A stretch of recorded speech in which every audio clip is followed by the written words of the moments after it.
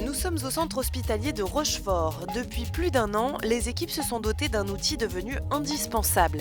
Il s'agit de BlockAct, un logiciel qui permet notamment de gérer le planning du bloc opératoire, mais pas seulement. Une opération est en cours. Durant toute sa durée, l'infirmière va pouvoir rentrer toutes les informations relatives à l'intervention grâce au logiciel. Je clique sur l'incision, comme quoi il a incisé. Incision, 13h48. C'est la traçabilité, c'est des obligations de tracer incision, fermeture, une traçabilité obligatoire, réglementaire. Zone de l'intervention, temps opératoire, équipe, matériel, anesthésie. Le dossier du patient est ainsi complété. Des données primordiales pour son suivi et pour la traçabilité des actes chirurgicaux. Ce recueil d'informations est l'une des nombreuses options permises par le logiciel, mais il est avant tout un fabuleux moyen d'organiser les activités relatives au bloc. Je sais que l'orthopédiste est sur son dernier patient. Je sais que M. Puichot est en train de prendre en charge une urgence.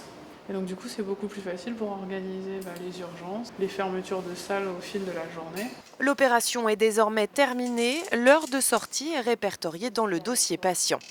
De retour dans son bureau, la cadre des infirmières de bloc peut avoir une vue d'ensemble sur le service. Donc là maintenant, BlockAct me permet de voir où en est le planning opératoire et l'avancée des interventions. Tous les acteurs concernés ont accès à cette interface. La visibilité du logiciel permet une grande flexibilité, notamment pour les urgences. Vous êtes disponible quand?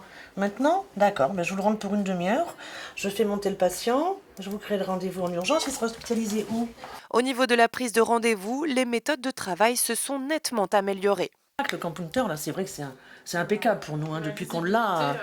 Et très très bien. On voit à un moment donné, il y en a quelqu'un qui nous dit ça en est où la dernière intervention de monsieur machin. On regarde, on voit quand est-ce qu'il a incisé, donc on voit à peu près le temps. Des fois même il a fermé, donc on se dit dans un quart d'heure le patient est sorti, et ça permet de pouvoir programmer un autre patient dans la demi-heure qui suit, quoi. On ne ferait pas machine arrière. Un code couleur différencie les opérations à venir, celles en cours, celles qui sont terminées ou les urgences. Les infirmières peuvent savoir quand leur patient redescendra dans leur service et les réorganisations de dernière minute sont simplifiées. Oui, allô. Ah oui, c'est pour le rajout du docteur Rémy.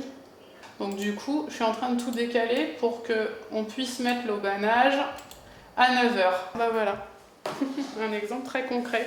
Pour une programmation de jeudi où un chirurgien fait un rajout, il faut organiser l'ordre de passage du plus propre là au plus sale. Il y a un enfant, donc l'enfant est prioritaire. Je viens de décaler les autres interventions sur la fin de son programme pour que la secrétaire puisse rentrer l'urgence en deuxième position. Des modifications bien plus simples à enregistrer et à diffuser auprès des équipes. Un gain de temps considérable qui a pu être réaffecté. Ça me libère pour d'autres actions au bloc opératoire, pour être peut-être plus présente sur le terrain au bloc, auprès des agents, auprès des chirurgiens. Et ça libère énormément de temps. À tel point que moi aujourd'hui, de toute façon, je ne travaille plus qu'avec l'outil informatique et je ne fais plus d'impression. Une meilleure gestion et des débordements devenus impossibles, c'est le fruit du travail de paramétrage du logiciel. Au préalable, il a fallu déterminer les temps moyens par spécialité et par type d'intervention. C'est sur cette base que fonctionne BlockAct. L'analyse des statistiques est ainsi facilitée. Le temps moyen, c'est 30 minutes.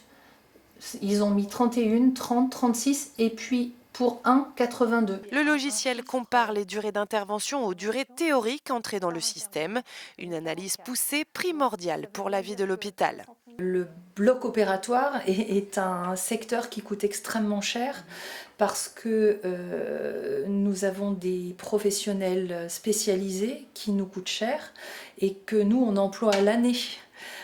Donc BlockAct nous permet de mettre les moyens dont on dispose au bon moment et au bon endroit.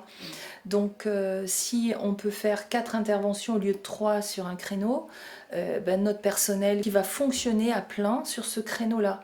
Didier, je viens de voir. Sur la bariatrique, à mon avis, il va falloir qu'on réduise les temps. Et puis sur d'autres types d'interventions, il faudra peut-être qu'on réajuste. Les services des ressources humaines et de l'informatique travaillent conjointement pour la mise en place du logiciel, l'analyse des statistiques ou encore l'ajustement des données.